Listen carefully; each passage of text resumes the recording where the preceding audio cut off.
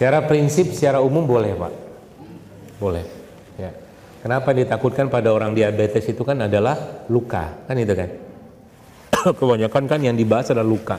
Jadi nanti dikhawatirkan kalau dia berbekam, nanti lukanya akan muncul, tidak sembuh-sembuh gitu loh. Nah, coba kita main sedikit logika kita, ya.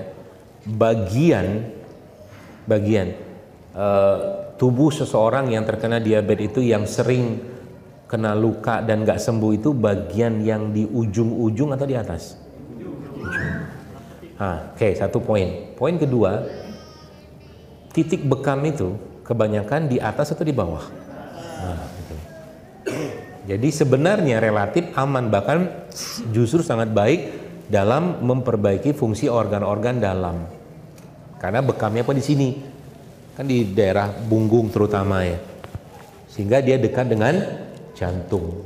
Ya, jantung dekat artinya apa? Kalaulah dia butuh suplai darah lebih banyak, itu jauh lebih mudah diberikan oleh jantung.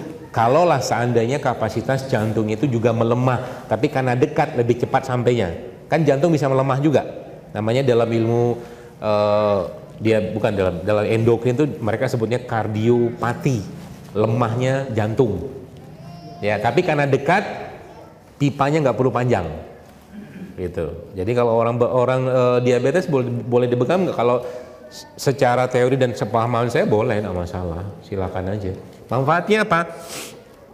Diabetes itu masalahnya apa sebenarnya sekarang? Nah, ini penting ini. Masalah diabetes sekarang itu bukan cuman sekedar gula darah yang tinggi sekarang. Ya, ini Bapak Ibu pahami sekali. Kenapa kalau Anda lihat kajian-kajian dan ceramah-ceramah saya itu kebanyakan sering kali mengatakan kurangi stop gula pasir, kurangi tepung teriguan, kurangi apa gitu kan, nasi kan? Kenapa? Karena masalahnya ini. Baik, saya kasih ilustrasi biar Anda gampang mencerna. Anggaplah ada kereta. Bukan anggap ada kereta. Di Jepang itu ada kereta pagi, KRL kayak gitu itu. Nah, di pagi-pagi ya, di pagi-pagi itu ada petugas yang tugasnya memasukin, ngedorong penumpang yang tumpah ruah itu masuk ke dalam kereta. Oke. Ada kereta, ada penumpang, ada petugas. Nah, bagaimana kalau terlalu banyak penumpang yang masuk, capek kan petugas ini kan? Nah, gitu lah. Terlalu banyak penumpang masuk, petugas lama-lama capek, diam dia, nggak kuat lagi gue. Nah, sekarang kasus-kasus yang berhubungan dengan diabetes itu, Bapak Ibu sekalian, itu subhanallah ya, bukan cuman kelebihan penumpang, bukan cuman kelebihan gula, tapi petugasnya udah capek. Itu orang dalam bahasa kerennya namanya insulin resisten. Nah gitu loh. Gampang kan? Pahami kan? Petugasnya kecapean. Insulin resisten otomatis akan membuat adrenal, kelenjar adrenal itu akan lemah fungsinya.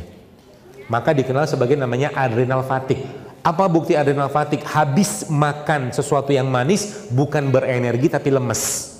Adrenal fatigue. Paham? Habis makan minum teh manis, makan apa lagi? Bolu-boluan, kue-kuean, pokoknya manis-manis, boro-boro dapat tenaga, harusnya kan manis memberi tenaga, tapi justru malah lemes. Itu namanya adrenal fatigue. Artinya apa? Anda sudah harus waspada. Ini petugas sudah mulai letih. Ya. Nah, bekam itu ya, saya nggak tahu penelitiannya sejauh mana, tapi kalau secara teorinya bisa sampai ke arah sana. Dia memperbaiki keseimbangan insulinnya, keseimbangan gula darahnya, termasuk juga ke pankreasnya itu setahu saya bisa. Ya, tapi yang paling penting adalah kita yang juga harus disiplin. Ya, makanya kalau saya tahu kalau sudah kadang-kadang kan hilap juga kan, ada banyak makan-makan yang manis gitu kan. Itu biasanya prinsip sederhana itu gampang sebenarnya. Kalau Anda kebanyakan manis, makan yang pahit. Anda nggak suka pahit, tapi pahit itu harus Anda telan. Harus Anda makan, karena dia bermanfaat. Makanya kopi itu, saya sekarang lebih senang kopi yang pahit. Karena ada dua kopi kan, kopi nikmat, kopi sehat. Kopi nikmat, kopi yang dikasih krim, kasih gula merah, itu kopi nikmat tuh. Tapi ini kopi sehat. Kopi sehat apa? Plain, tawar dia. Jadi kalau Anda habis makan ya, manis-manis gitu, coba minum yang pahit-pahit. Ya, sekarang makanya di satu kafe di Jakarta tuh, saya nggak promo kafe ini, cuman kafe ini kayaknya kafe tapi jual jamu. Dan ada tantangan minum satu sloki sambiloto.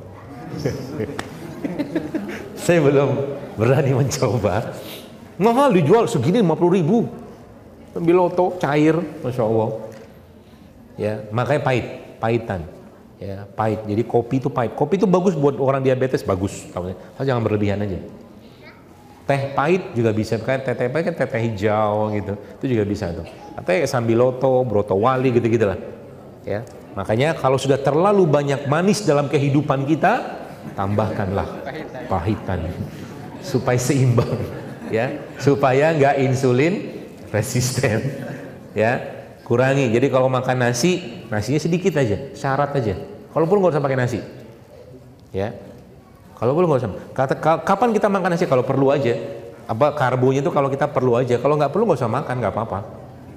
Ya, karena kita sudah banyak kelebihan karbohidrat. Wallahu a'lam bishawab. Saya kira mungkin itu mudah-mudahan bermanfaat dan apa yang sampaikan ini bisa diaplikasikan dan kita semakin dekat dengan sunnah-sunnah Nabi SAW ya. Dan mudah-mudahan dengan PBI dengan Bekam ini juga kita bisa membantu ya. Pemerintah, tenaga-tenaga kesehatan ya untuk kita saling membantu untuk menyehatkan masyarakat dan umat Islam khususnya. Assalamualaikum warahmatullahi wabarakatuh.